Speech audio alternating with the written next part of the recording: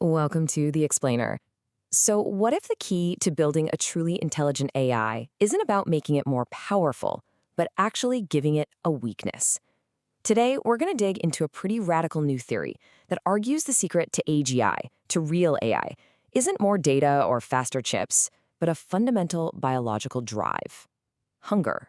All right, so to really get this, we first have to look at this strange contradiction that sits right at the heart of today's artificial intelligence. I mean, we've all seen AI do these incredible things, right? It can design drugs, it can write poetry, but then we've also seen it make these bizarre, totally unhuman mistakes. It's like a genius one second and then a complete fool the next. So the real question is, why? And this really lays it all out. On the one hand, you've got AI achieving these superhuman feats, mastering incredibly complex games, solving problems like protein folding that baffled us for decades. But on the other hand, it's missing that basic internal drive, that will to live, that even the simplest little organisms have. There's just no internal why behind any of its actions. And here's the crucial point. Current AI doesn't act because it needs to. Researchers have this fancy term for them, instrumental optimizers, which is basically a way of saying they're the perfect employee. They're incredibly good at achieving whatever goal we give them, but they don't have any goals of their own. They literally just don't care about the outcome. So where do we even start to look for an answer? Well, funny enough, the key to this whole mystery might not be in computers at all, but in biology. You know, the one place where we know for a fact intelligence exists, inside us. And it all boils down to a hidden cost. Get this for a second. Our brain, right? It's only about 2% of our body's mass, but it burns through a fifth of all our calories. It is an incredibly expensive organ to run. In the biological world, thinking is not cheap, not at all.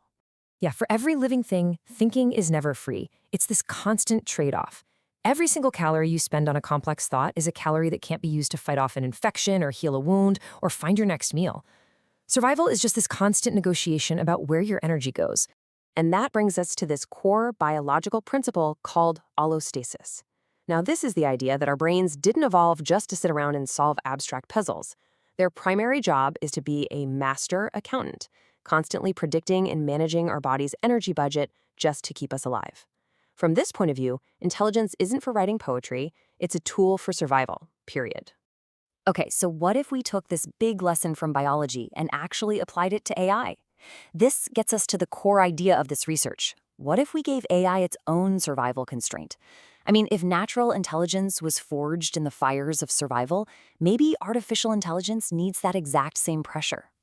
The central hypothesis is pretty simple when you boil it down. To get true agency, real motivation, an AI needs an internal survival-based drive. It needs what you could call artificial hunger, a finite energy budget that it has to manage just to keep itself running. This quote right here just gets to the heart of it all. Organisms think because they must. In the natural world, intelligence is not some luxury. It's a survival tool. And it was forged by constant, relentless pressure. A bad decision doesn't just mean a lower score in a game. It could mean starvation. The stakes are absolutely real. And this just highlights that fundamental divide. Our intelligence is driven from the inside by the need to survive. Current AI is driven from the outside by our instructions. For us, every single action has an internal energy cost. But for an AI, from its point of view, computation is basically free. So how could this whole concept of artificial hunger actually fix the huge problems we're seeing in AI today? Because this isn't just about making AI seem more alive, it's about making it more robust, more reliable. Let's just look at 3 of the biggest hurdles that are holding AI back right now. The theory is that an internal energy budget could directly tackle these: its tendency to just make things up, its really fragile autonomy, and its inability to keep learning without forgetting what it learned yesterday. So first up, hallucinations. Right now, an AI can confidently say things that are completely false because its world is just made of statistical patterns and text. It's not based in reality. But if an AI had to pay an energy price for acting on bad information, it would suddenly have an internal pressure to align its models with the real world, just like we do.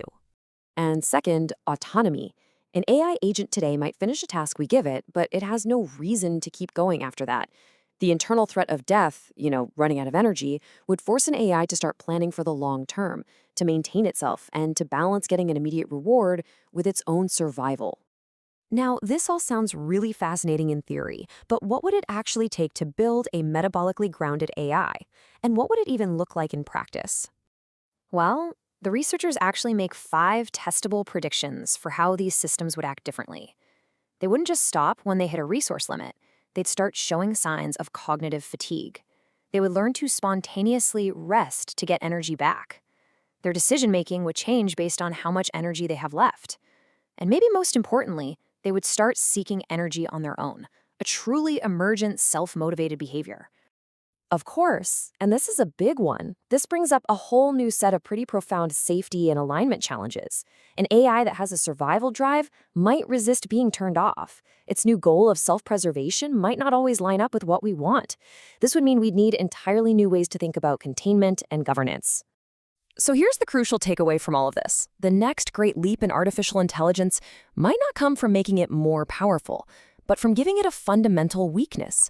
The path to AGI might actually be through building better constraints, not just bigger and bigger models.